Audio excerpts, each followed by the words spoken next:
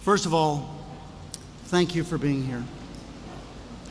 Thank you for being here at Nellis Air Force Base.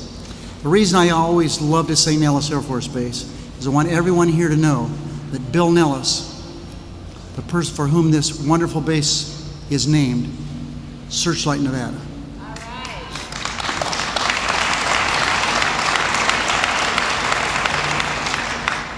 Some of you may not realize what a hero he was.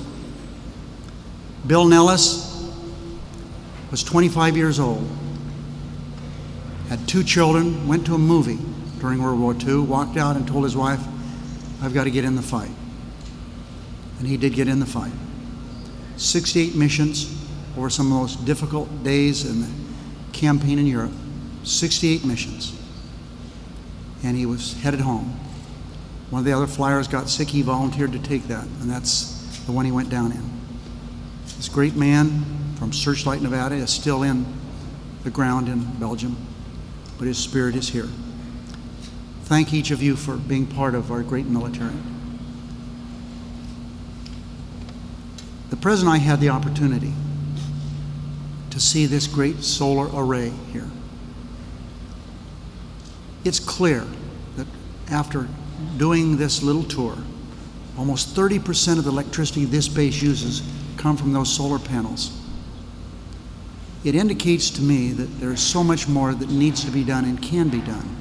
And being very parochial, much of it should be done here in Nevada.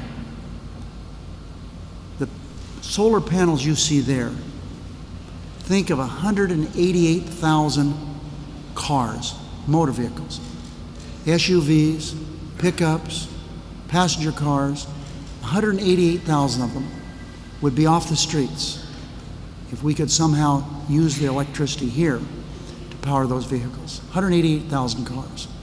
The potential is amazing. And think of the energy that we lose every day. The sun shines a long time. I told the President we're so confident of the sun shining that for 30 years in Boulder City, Nevada, one of the bars there said, "Free beer if the sun doesn't shine." So the sun shines here virtually all the time. We need to capture that sun and put it into productive use that we have here. Now, the sun shines every day.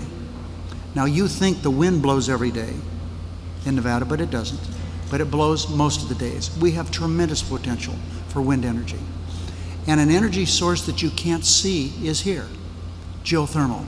I went to a high school yesterday here in southern Nevada, and their energy is geothermal energy, the heat from the ground. We've got it all here. We are the Saudi Arabia, potentially, of renewable energy. Now, why is this important?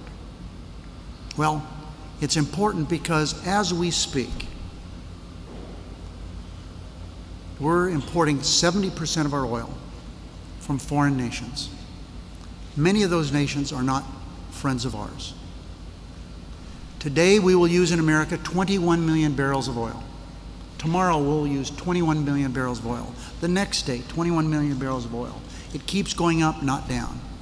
We are not a secure nation until we lessen our dependence on foreign oil. Now, I am so grateful to the man, Barack Obama, for being here. I'm grateful to him for what he's done for our country, the energy he's given our country, the vision he's given for our country, and the friendship he's given to me and the people of the state of Nevada. It's hard for me to express my appreciation, my admiration for the President of the United States, Barack Obama.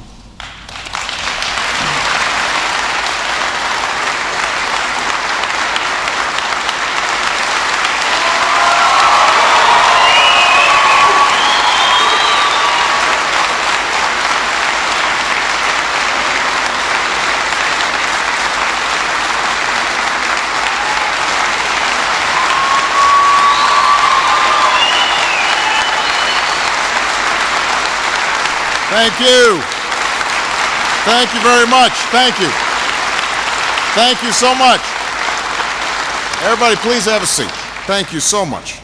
I've got some special acknowledgments that I have to make. First of all, we've got some members of the congressional delegation of Nevada who are doing outstanding jobs, not only for Nevada, but also for the men and women in uniform. And so please give a warm welcome to Congresswoman Shelley Berkeley,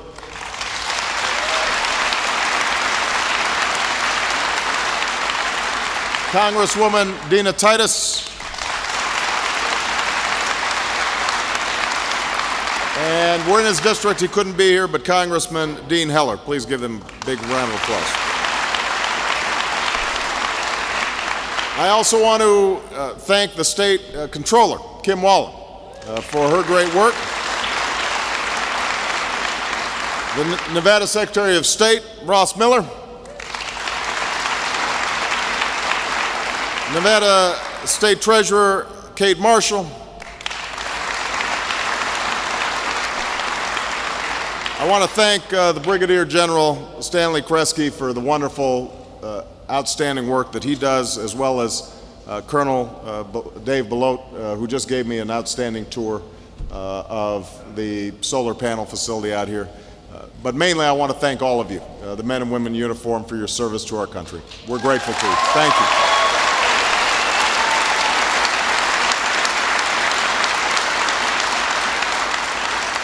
I just spoke to a handful of your commanders here. I know some are about to be deployed to Iraq and Afghanistan. Many have just come back. The fact that you serve each and every day to keep us safe is something that every American is grateful for. And so if I don't do anything else as your commander-in-chief, I'm going to make sure that we're there for you just as you've been there for us. So thank you very much.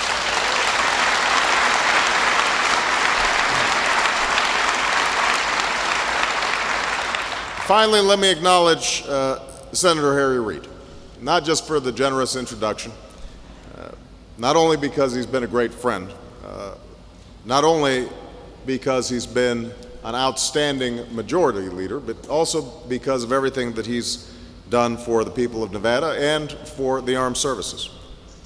He is somebody who has never forgotten his roots. After all these years, he still brings the voices and values of Searchlight Nevada to the nation's most important debates in Washington, D.C., and we are better off because he does. So please give Harry Reid a big round of applause.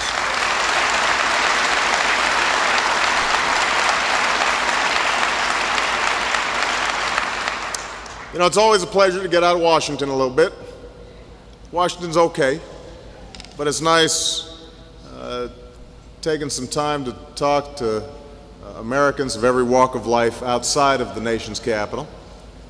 And there's nothing like a quick trip to Vegas in the middle of the week.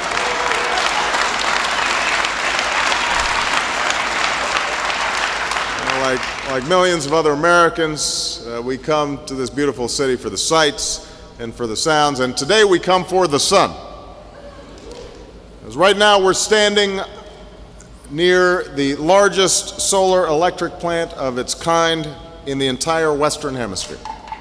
The entire Western Hemisphere. More than 72,000 solar panels built on part of an old landfill provide 25% of the electricity for the 12,000 people who live and work here at Nellis.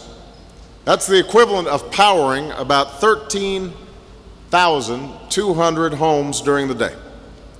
It's a project that took about half a year to complete, created 200 jobs, and will save the United States Air Force, which is the largest consumer of energy in the federal government, nearly $1 million. $1 million a year. It will also reduce harmful carbon pollution by 24,000 tons per year, which is the equivalent of removing 4,000 cars from our roads. And most importantly, this base serves as a shining example of what's possible when we harness the power of clean, renewable energy to build a new, firmer foundation for economic growth.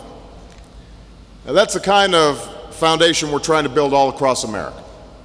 100 days ago, in the midst of the worst economic crisis in half a century, we passed the most sweeping Economic Recovery Act in history, a plan designed to save jobs, create new ones, and put money in people's pockets.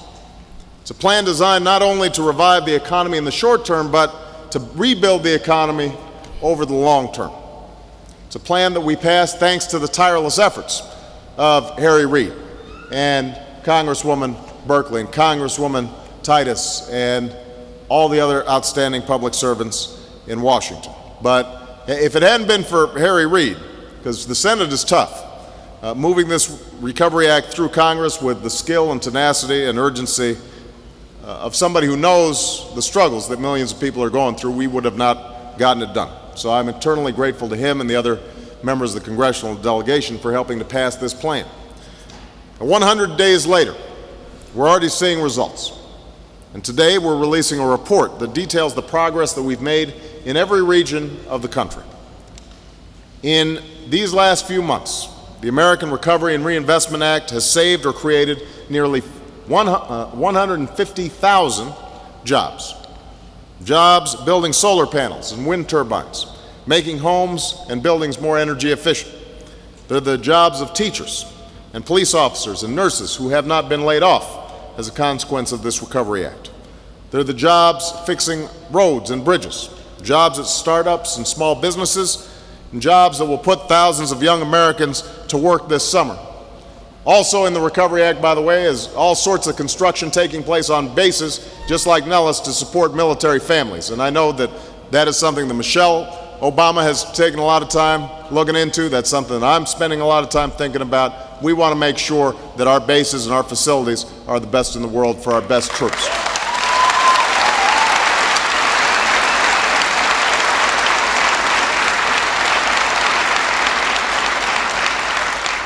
"95% of all working families saw their take-home pay increase because of the tax cut that we provided in the Recovery Act.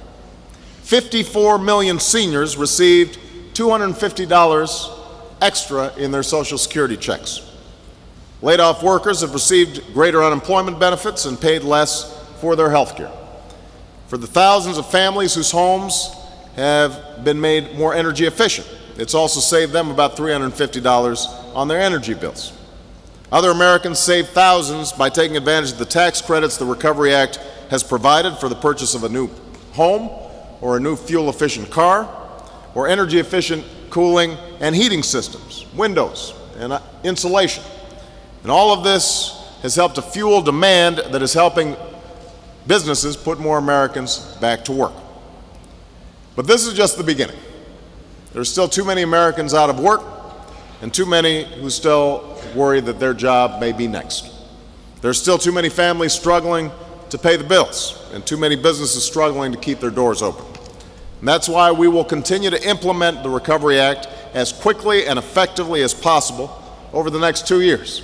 We're just at the start of this Recovery Act. We are going to keep on going through this year and into next year because we are going to make sure that not only are we putting people back to work, but we're laying the foundation for a better economy. And that's why my administration will continue an unrelenting, day-by-day effort to fight for economic recovery on all fronts. Now, I just want to emphasize, even as we clear away some of the wreckage and debris of this extraordinary recession, I've also said that our next task is making sure that this doesn't happen again. We can't return to the same bubble and bust, borrow and spend economy based on maxed out credit cards and over-leveraged banks and financial profits that were only real on paper. See, that young lady agrees with me. We have to lay a new foundation for prosperity, a foundation constructed on the pillars that will grow our economy and help America compete in the 21st century. And a renewable energy revolution is one of those pillars. We know the cost of our oil addiction all too well. It's the cost measured by the billions of dollars we send to nations with unstable or unfriendly regimes. We help to fund both sides of the war on terror because of our addiction to oil. It's the cost of our vulnerability to the volatility of the oil markets. It's the cost we feel in shifting weather patterns that are already causing unprecedented droughts and more intense storms. It's a cost we can't bear any longer.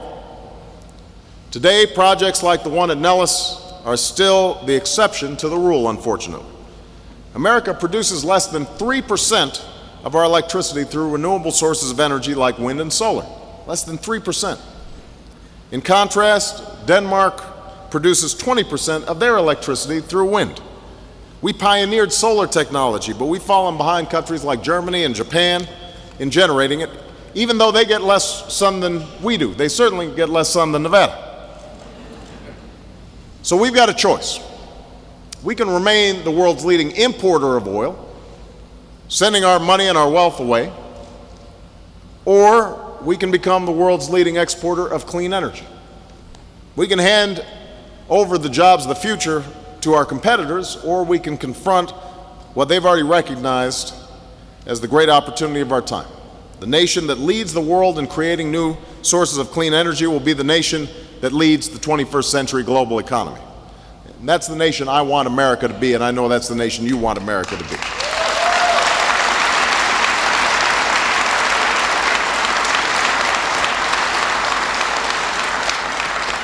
Already we've made more progress on this front in the last 4 months than we have in the last 3 decades.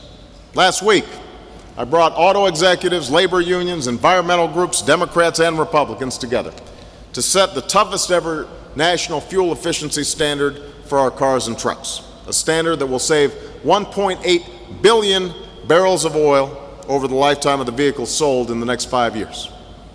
In Congress, leaders like Harry Reid are also working to pass a historic energy plan that will help end our dependence on foreign oil while preventing the worst consequences of climate change. It's a plan that will create a system of clean energy incentives that will create good American jobs and crack down on polluters who pollute the air we breathe and the water we drink. Finally, by the end of the next 2 years, the Recovery Act will have enabled a doubling of our nation's capacity to generate renewable energy by investing in projects just like the one on this Air Force Base. And today I'm announcing the availability of funding for 2 Recovery Act programs that will help us reach that goal. The first is a solar energy technologies program that will help replicate the success of the Nellis project in cities and states across America. Because in this case, what happens in Vegas should not stay in Vegas. We want everybody to know what we're doing here in Vegas.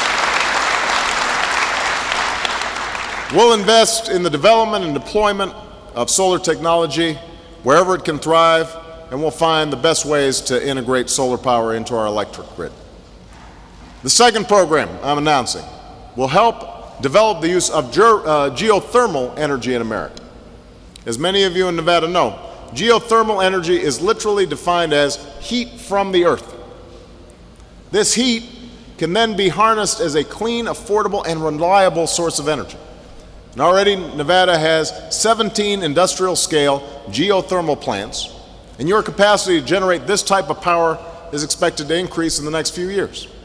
The program we're announcing will help accelerate this process here and across America. So this is something that we expect will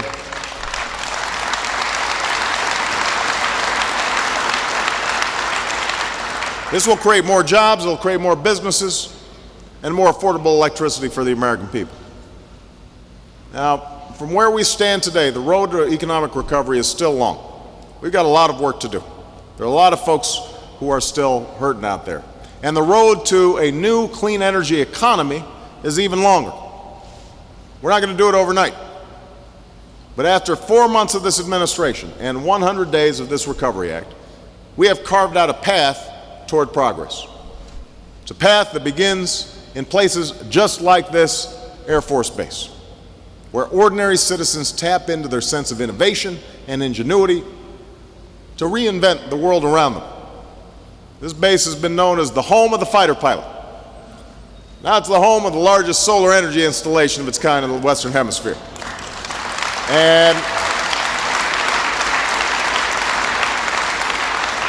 And by the way, the two concepts are connected because it is good for our national security if we've got more control over our own energy use. And that's the story that will be told all across America, in cities and towns, where a shuttered factory reopens to build wind turbines, where a hospital treats patients with new technology and pulls up their history with new electronic records, where a young entrepreneur with a nest egg and a good idea starts a business and creates more jobs. That's how we move America forward. This is how we've always moved forward. It happens slowly, in fits and starts, but it always happens surely when we are dedicated to bringing about change. It happens not by chance or by luck, but because the American people keep pushing ahead, persevering through hardship, growing through challenge, building something firmer and stronger in place of what was. And that's the work we've begun in these last few months, and with your help, this is the work we will continue to do in the days and months ahead. For all of you who are serving in our armed forces, we want to make sure that our civilians are mobilizing and working on behalf of this country just as ably as you are. We salute you. We thank you. Thank you, everybody. God bless you. God bless the United States of America. Thank you.